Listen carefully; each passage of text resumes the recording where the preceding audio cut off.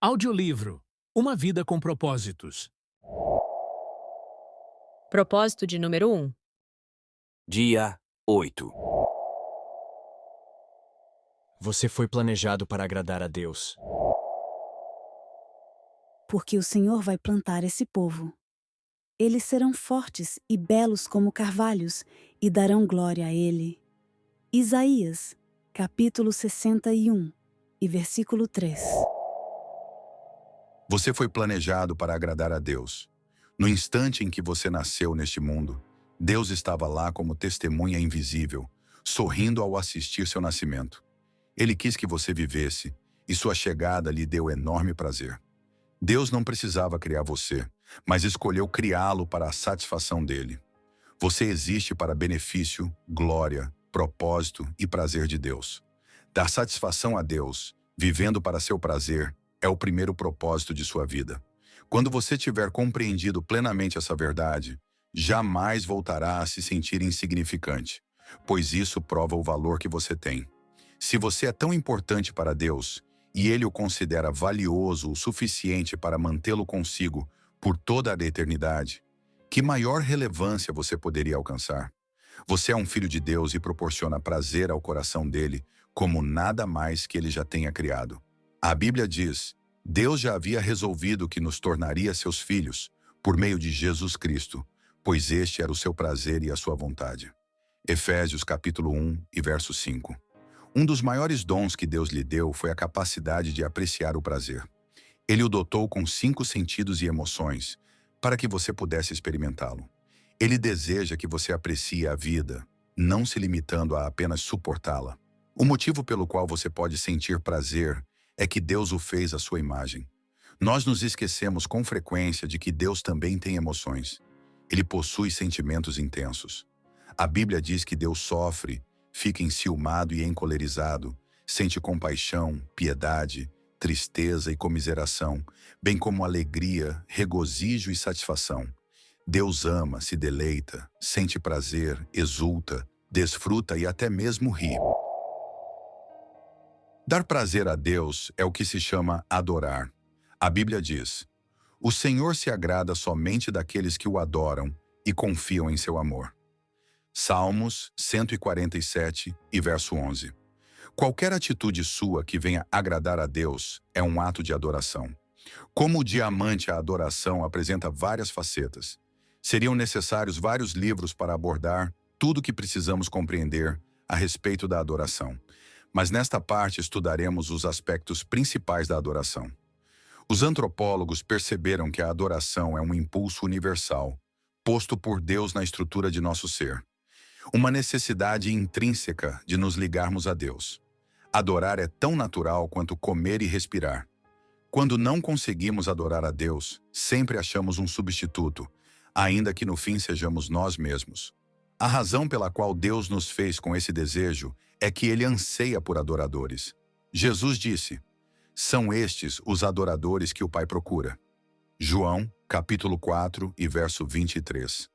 Dependendo de sua formação religiosa, pode ser que você precise ampliar sua compreensão do termo adorar. Você talvez imagine cultos na igreja em que haja cânticos, orações e se escute uma pregação. Ou talvez você imagine um cerimonial, velas e uma ceia. Ou talvez ainda imagine curas, milagres e experiências arrebatadoras. A adoração pode incluir esses elementos, mas vai muito além dessas manifestações. Adorar é um estilo de vida. Adoração é muito mais do que música. Para muitas pessoas, adorar é apenas sinônimo de música.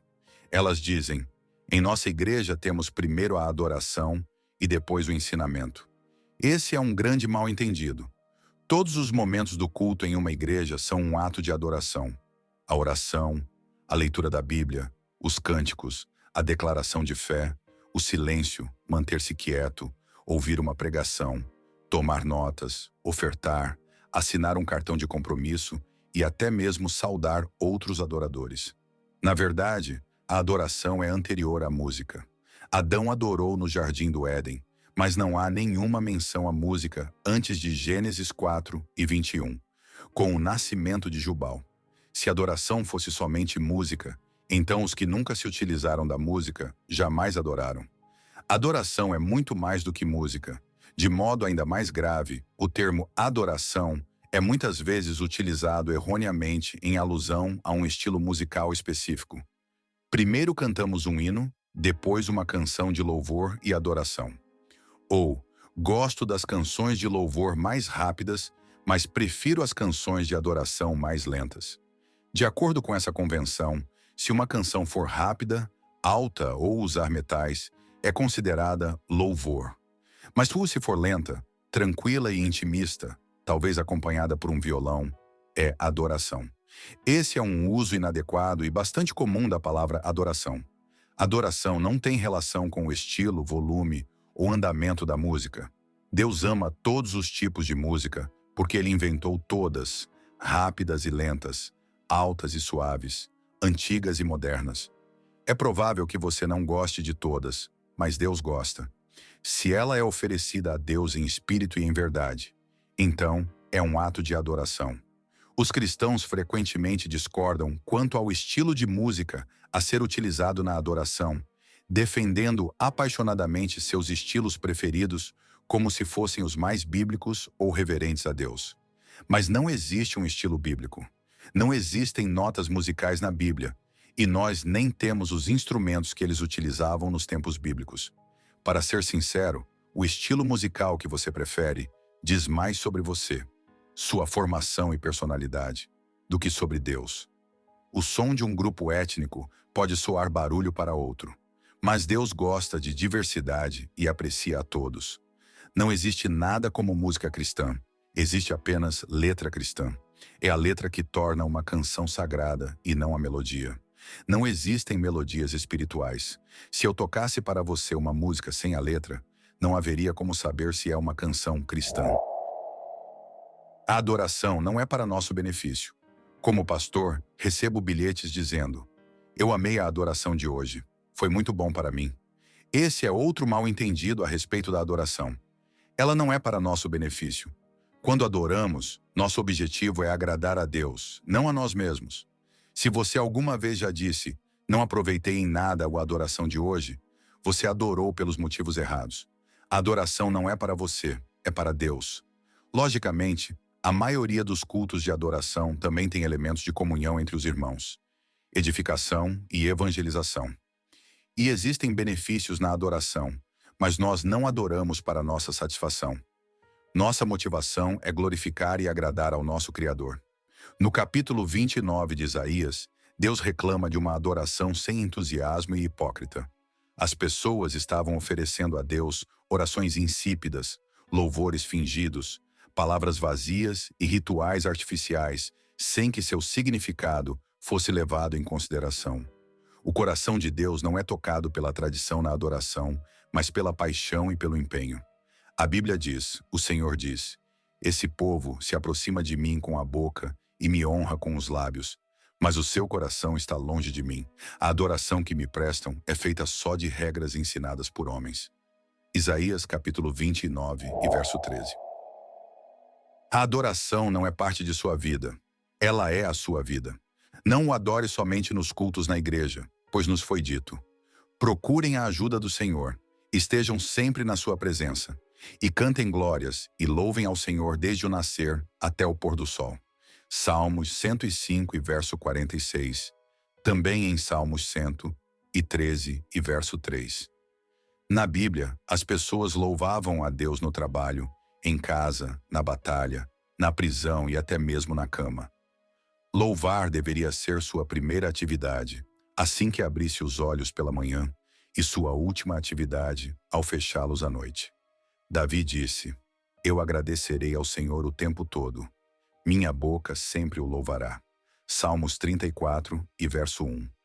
Cada atividade pode ser transformada em ato de adoração quando você a faz para louvar, glorificar e agradar a Deus. A Bíblia diz: "Assim, quer vocês comam, bebam ou façam qualquer outra coisa, façam tudo para a glória de Deus." 1 Coríntios capítulo 10 e verso 31. Martinho Lutero disse: "Uma ordenhadora pode tirar o leite das vacas para a glória de Deus."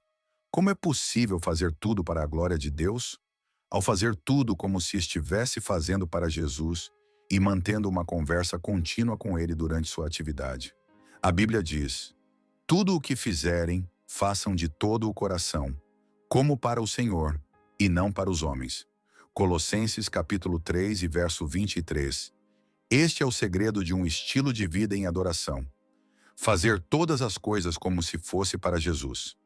Na Bíblia, versão A Mensagem diz: pegue sua vida diária e comum, seu dormir, comer, trabalhar e passear, e ponha diante do Senhor como oferta.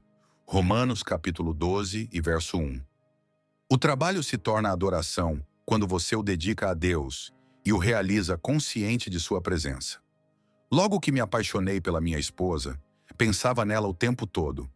No café da manhã, dirigindo para a escola, assistindo às aulas, na fila do supermercado, abastecendo o carro. Eu não conseguia parar de pensar nessa mulher. Eu constantemente falava com meus botões sobre ela e pensava sobre as coisas que eu amava nela. Isso fazia com que eu me sentisse perto de Kay, mesmo quando estávamos separados por vários quilômetros de distância e íamos para faculdades diferentes. Pensando nela constantemente, eu estava permanecendo no seu amor. Esta é a verdadeira adoração, apaixonar-se por Jesus.